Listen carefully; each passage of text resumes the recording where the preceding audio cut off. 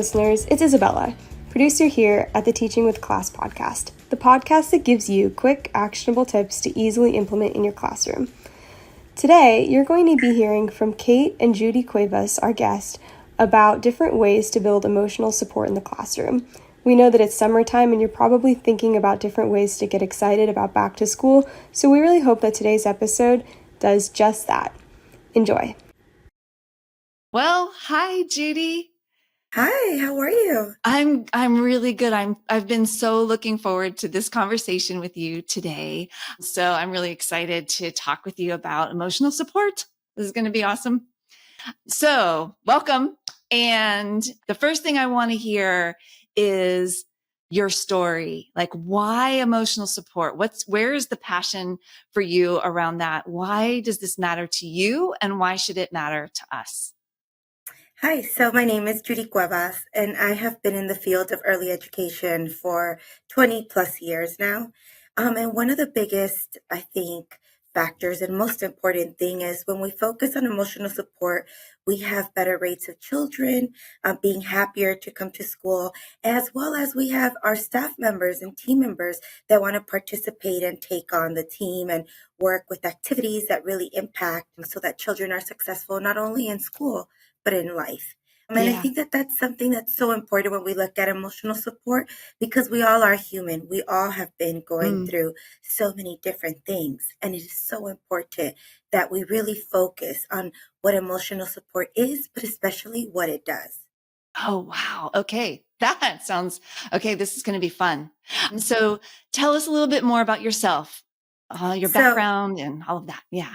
Yeah, great. So I'll tell you a little bit more about myself and how I kind of learned more about class. So about 7 years ago, I became a coach and I worked all over the Los Angeles County in a variety of programs, private, for-profit, nonprofit. And I came about class because I was working with different groups and really looking at the tool. As a coach, you meet so many people and administrators, principals, senators, different people that you really need to support with when we're looking at learning more about early education and its importance and the impact that it makes on young children. So I decided to, really go back to school and get my master's degree. I have a master's in teaching with a specialization in early childhood education. So I've been really able to kind of use those tools to really help educators in my role as a coach, as a quality assurance trainer at the YWCA currently. So that's where I am. Oh, that's awesome. So you're bringing such a wealth of experience and a real passion for helping educators grow. And so that's what we want to talk about today, right? Like emotional support, sort of like as maybe a person who's just starting to think about emotional support and building it up, and someone who's been working on it for a while, and someone who's like ready for the expert tips, right? So as a coach, I'm sure you're going to have a lot of suggestions for us. So to kind of frame everything, let's pause for a second and make sure we all understand what emotional support is, like a working definition that we can keep in the back of our minds today as we're thinking about all of these things. How would you describe emotional support? To me, emotional support is really about reflecting, right? And taking care of yourself so that you can help others. It's really about filling up your cup because when you fill yours first, then you're able to help others. And that's really where you see the impact. It's a lot about reflecting. It's a lot about understanding and really using empathy. When you're working with families, with children, with your colleagues, that's what social emotional support really is. Yeah. So we're finding those ways to support, connect with others, that empathy thing. And in terms of like a real technical definition of class, emotional support, right? It's a technical term in class. Also, we would talk about positive climate and regard for child perspectives and Educator teacher sensitivity. right? Like all those things. So we're talking about classrooms where, like, how would you describe that? Like a classroom that has really amazing emotional support. What are the kinds of things we see happening? So a lot of things that I see as a coach when I come and observe and I see these high quality interactions where teachers are smiling, they're happy to be in their environment. Children are taking leads, they're part of the conversation, Mm, they're engaged in that conversation. They have roles that they play, right? Where they're very important roles into the classroom. Also, the children are engaging amongst each other in positive ways, helping each other, uh, you know, working together in doing things. So I look at those things, but also something that's very key. It's really understanding the cues that the children are giving, right? mm, So there is, after working with children for so long, teachers will tell me, I could just see it in their eyes. They didn't understand that. Maybe it's rephrasing something in another language that's common for that child or that child understands. Maybe it's a gaze in the eyes. Maybe it's between coworkers where you can just look at them, maybe a mhm, flag or a signal that, hey, let's support this child. So scanning the room. Those are mm. really important when we're looking at emotional support because Yeah. that helps everyone feel safe and it feels like we're all on the same page working together for a similar goal. Yeah, yeah. Those are all the key words we like to remember when we're thinking about emotional support and with the class tool, right? We want to talk about connection, right? Warmth and connectedness, children feeling safe and secure in their environment, knowing they can depend on the educators that are there, all the adults to take care of them, and also that they are really important and valued in that Mhm. classroom. So everyone's getting this really warm feeling where their needs are being met. And that cue thing you were talking about seems really important in that way too. So this is what I'm thinking about, because we were saying we want to talk about like maybe a teacher who's just starting out and thinking about emotional support, and a teacher who's sort of like been trying this for a while, and someone who's really ready for those expert tips. Where do cues and recognizing children's cues fit in there? If I think about that and think about where I am as a teacher, what do I look for? I think even when you're starting off, right, I like to think of myself as starting off always because I'm constantly learning. Mm-hmm. As I work with children, as I work with families, as I work with administrators, it's really about looking and reading body language. Are we projecting that we're welcoming? Do we have our arms crossed when we speak to others? Are our arms open? Where is our body posture? Because that's the message sometimes that we reflect. So we can see children reflect that same message. So in the beginning, for a beginning teacher, I would always suggest that really looking at your feelings, how you feel, how you communicate, that's really going to be the cue, right, that you're seeking. Also, when you're looking at the children, do you notice anything in their face, their eyes? Do they look confused? Are they smiling? Really looking at that match affect, right? When they're speaking to us, are we giving them the same response back? Are we curious about what they're doing? Are we Mm-hmm. wondering how we can make it better? So those are some of the things. I think for teachers that have been in the field a little bit longer, we're just revisiting those steps, right? We want to say, like, as you're working with families, remembering always your body posture, what that looks like. Are your arms open? What is your tone of voice? Right? How Mm-hmm. can we make that more warm, more Yeah. welcoming? Looking at how can we smile more when we're introducing things? Even if you notice that the children are confused, can we take a deep breath and say, I wonder, right? What can happen? Or I wonder how you're feeling, or I wonder what's happening. So taking those steps, I think, is really important. But I think it really starts with us taking a deep Mm-hmm. breath, reflecting, and then looking at some of those cues that can really impact the work that we're doing. Yeah, busy teachers have a lot of challenges to have that moment to pause and reflect, right? In Mhm. the midst of the busyness of the classroom. So I can see how, starting first by recognizing like, where am I at? And am I recognizing where children are at, and kind of be a mirror, right? Have Mhm. that sort of empathy thing happening. And that might be all a new teacher can manage, because they're juggling so many other things. And maybe that building self-reflection is something to work toward, so that you can be more responsive in the moment to Mhm. children. So yeah, that cues, that's a big one. Definitely. And the self-reflection as a coach, how do you support a teacher to be self-reflective like that and notice, where the children are and where they are, what would you suggest? I think first it starts with myself. I have to Mm, be a reflective person because, as leaders, right, we have to start from the top. And one of mhm, the things that we can do is always be reflective, asking ourselves, when was that hard conversation? What was I having? How, what is kind of keeping me away? What was my feelings towards talking to a teacher? Because the more I mhm, practice it myself as a staff member, as a team member, the better it is for me to show that behavior so that others can do it, right? I can't just preach it, I have to show it. So oh what I yeah. do is I start with myself first. Second, I ask the teachers. And this is where we have to have these words like sometimes it's going to be a hard conversation, right? So we have to say, and starting off, with this, the key phrase I always start off with, if I know it's going to be a hard conversation, just saying, this is a hard conversation for me, Acknowledging. right? Naming Mhm, it.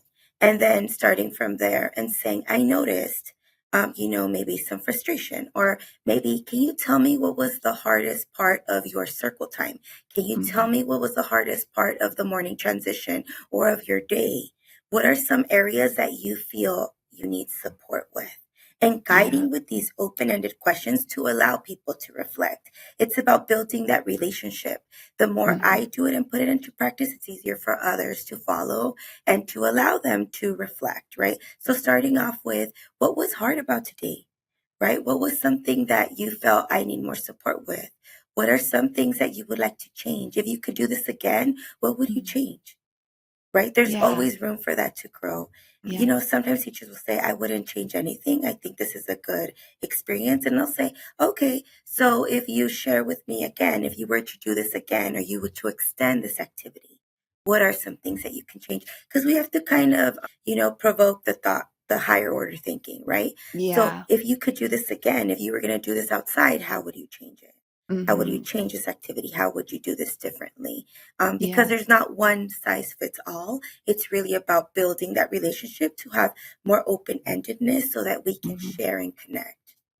Yeah, so it's sort of like, how do we filter out all the static and be present to the children and noticing things, noticing ourselves, and then addressing the emotions, right? Finding out, like you were saying, being curious about the emotion. So as an adult with a child, finding out too, oh, Hmm. yeah, there's something going on here. This child's having some sort of emotional reaction, Hmm. and connecting with the child in that way to help, like you're saying, build relationship, help the child feel seen and supported. And so when I'm doing that as an educator, right? Hmm.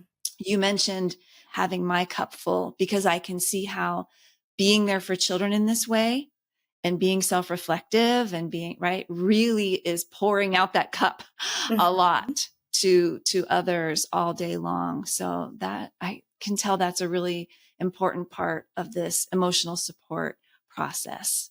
What else would you add that you haven't mentioned yet about how to build emotional support in a classroom? I think it's about setting the scene, right? It's about Mm, when you come in, is this environment feeling warm and inviting? Right. okay. Am I feeling invited as a child? It's about that curiosity. Sometimes I like to step back and sit on the carpet myself and look at if I was a young child, what would I see? What does that feel Mm, like to me? It's a little bit about that wondering, where are the spaces where I can go when I feel overwhelmed? Where can I go in my classroom, right? Where I could take a deep breath. Because also as educators, we have to look at those spaces ourselves and we have to right. visit them ourselves so we can help the children go there when they need. But when they go there, what kinds of activities are they doing? Do we Hmm. have posters that share how to take a deep breath, how to do a countdown? Do we have Mm, some toys that are in there that are soft and that we can hold? Do we have some books in there that help me reflect with my feelings and emotions? Do we have yeah. social stories? Can I look at pictures of my family in there to help me kind of reconnect and feel happy? I think those are really, really important. I find sometimes, children start to decompress during nap time, right? If we Hmm. do a full day, and you see sometimes tears come out, or they think, anxieties of the day or things like that. And I always like to remind the children when I'm helping them with nap time, um, what made you so happy today? What are some of those things?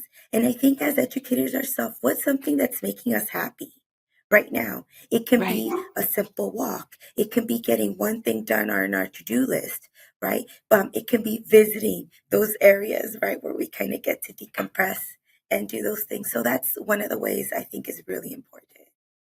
So the environment plays a big role. And as you were talking about that, I was thinking about setting up my classroom for the new school year and thinking like, let me sit down on the floor. And like you're saying, take stock of what does the setup look like from their perspective, from that Mhm. lower down perspective, and where are the quiet spaces, where are the spaces where I'm going to spend time with friends. And yeah, like thinking about that during the classroom setup, beginning of the year time.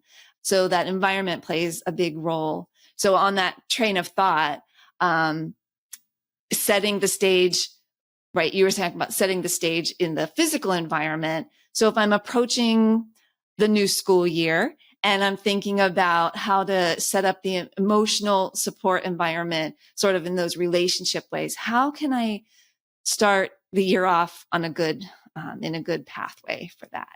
Yeah, one of the things I find very important is really having areas, right? Not just one, not just the book area, but a variety of areas where Mm. children can go, stop, and pause, and educators ourselves, right? As we work with our team. But what are some of those areas? Maybe it's a space for one or two friends to be in that has pillows. But I encourage all teachers to have those areas, a couple of them in the classroom, Mm. as many as you can. I know space sometimes can be limited, but having a couple of those places where children can pause and take a deep breath. I also encourage that highly outdoors. So sometimes I know we think about the indoor classroom, but we don't always think about the outdoor classroom. Mm. But where are Yeah. those areas outside? Because, I always tell teachers this, and this is kind of where we start, when a tip, as we're starting off for the beginning of the year. I like to Yeah. think about it, sometimes the malls during the holidays are extremely busy. And sometimes I look at the line and I'm like, oh, I can't. I have to walk away. I need to go back Yeah. to my car. I'll order something online. And I think Right. about it, right? And I think about it in the classroom. We're not all meant to run in packs. We need Mhm. areas and spaces to decompress, to intake the information, a space to pause, a space to reflect. So, where can children do this in the classroom, indoors and outdoors? Where can they go? So we encourage them to have these safe spaces that we created that are focused on taking deep breaths, are focused on helping our friends that are transitioning maybe into the classroom or out of the classroom, things of that nature. Where can we have those spaces? So I always like a couple of areas. It doesn't have to be only one.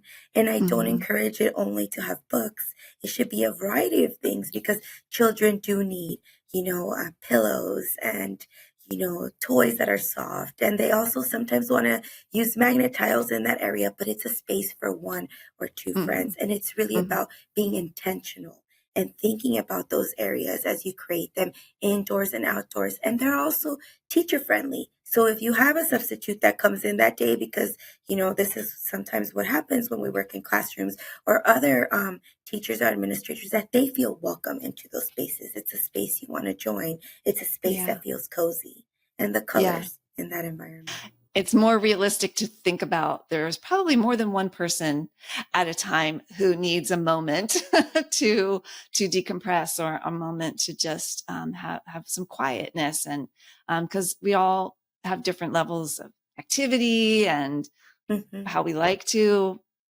how close we like to be with another person, or how far away, and all those different things. So as I'm welcoming my new students to Hmm. the school year, what are some ways that I can connect with them and start building that relationship?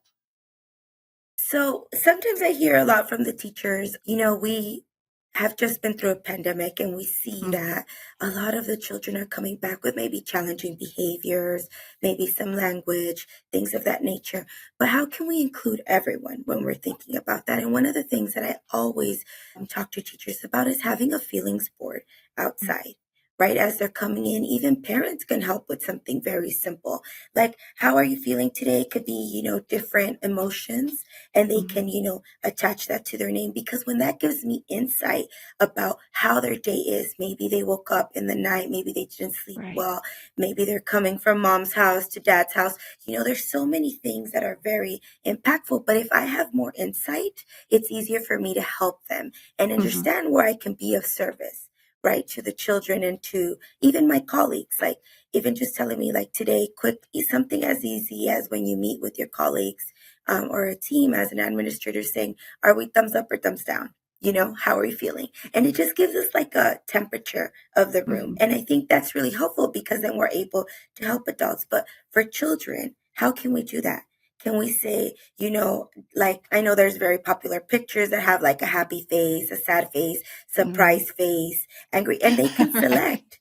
And those things can change throughout the day. You can move it Mm. around so that they can, move like, I was happy, but then now I was sad because I didn't get my trike. But you know what? Maybe I'm feeling this way later on. And because our emotions change as we go out through our day, we should have Right. opportunities for the children to do that.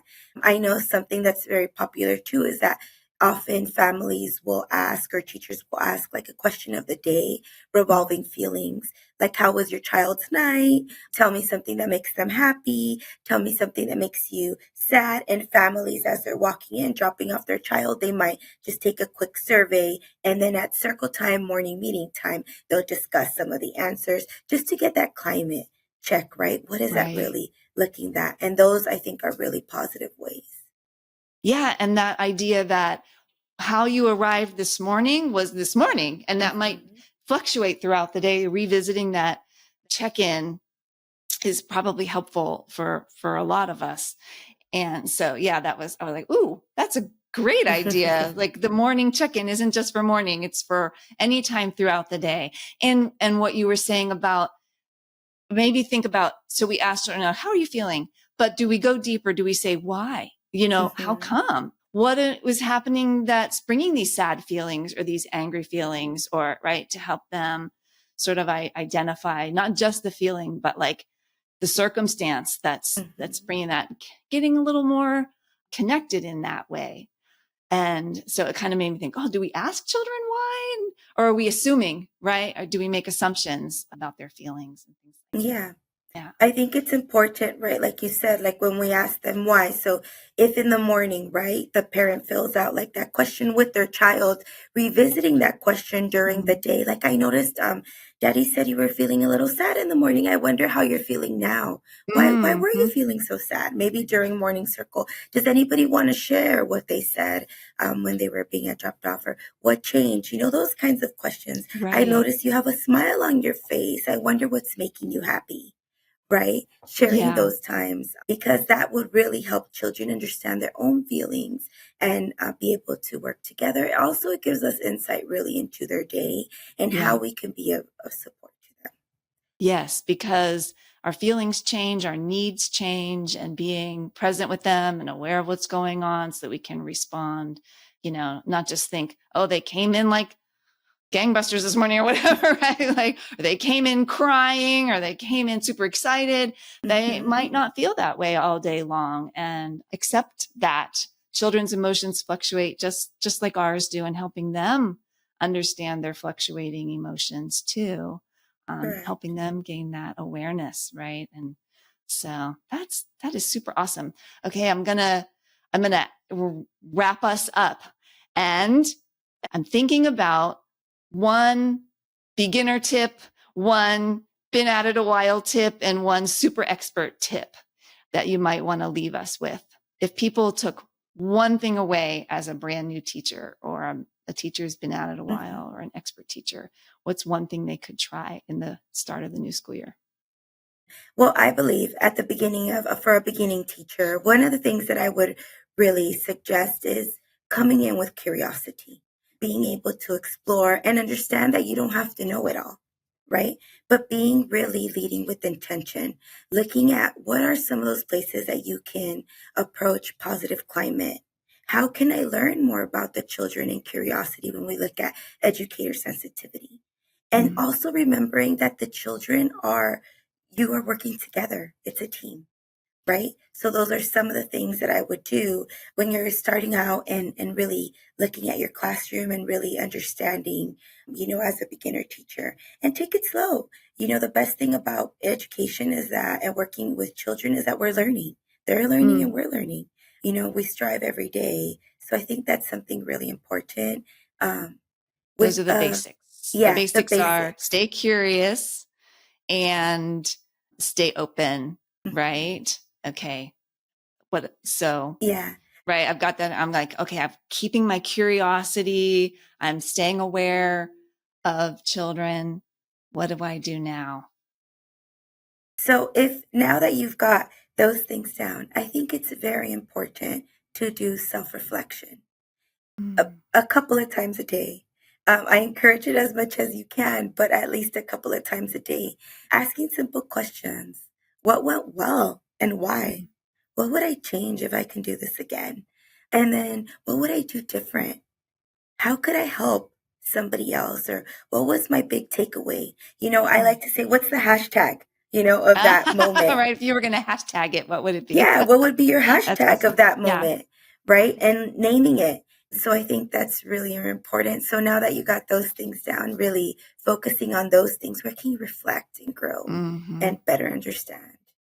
That's great. That's great. Is there something even more advanced than trying to be self-reflective? That's a pretty tall order for a busy teacher. Yes, but I think that when you name it something really quick, it's easier to kind of tackle things down like, oh, that was hard, right? But I could do it again like this. Something fast. It doesn't have to be too long. I think even just understanding the reflection process is half the battle. Yeah. And I think for I want to say the novice teachers, right? The ones that have been here for a while, I think it's putting that into practice as much as you can. Modeling the behavior we want to teach is super important, but also what can we learn from this process and what are we learning from the children? So even though we create the spaces, even though we've worked with these families, even though maybe we have reoccurring siblings, right? What else could we learn? Right? What else can I gain? Is there a book I can read? What else can we do? And maybe some of it has to do with self-care. Maybe some of it has to do with reading more about strategies. It's more about, now I have information. Where do I move from here? Yeah, that is amazing. That is amazing. So I always ask this. You've been speaking from the heart this whole time, so I'm not sure what else you could say, but I always want to ask our guests, if you could speak directly from your heart to the heart of an educator listening today, what's one important message you would want them to know? I want to say to all the educators that you are so valued. The impact that you make on these young children and children in general, our students, is the most important. The more we focus on taking care of yourself and your social emotional well-being, the better education will be, where we can help children, families in our community not only be successful in school, but in life. And that's the most important. That is amazing. Thank you so much, Judy. Thank you. This has been such a wonderful conversation. I know people are going to take away a lot of great ideas and where they can start and how they can grow. So thank you so much for your time. Thank you. I'm really happy to be here, and thank you for sharing with me some experiences and also allowing me to share my experiences. It has been an amazing time. Thank you. Thank you. We hope you enjoyed today's episode of Teaching with Class. You can find today's episode and transcript on our website, teachstone.com/podcast. And we hope we see you next time.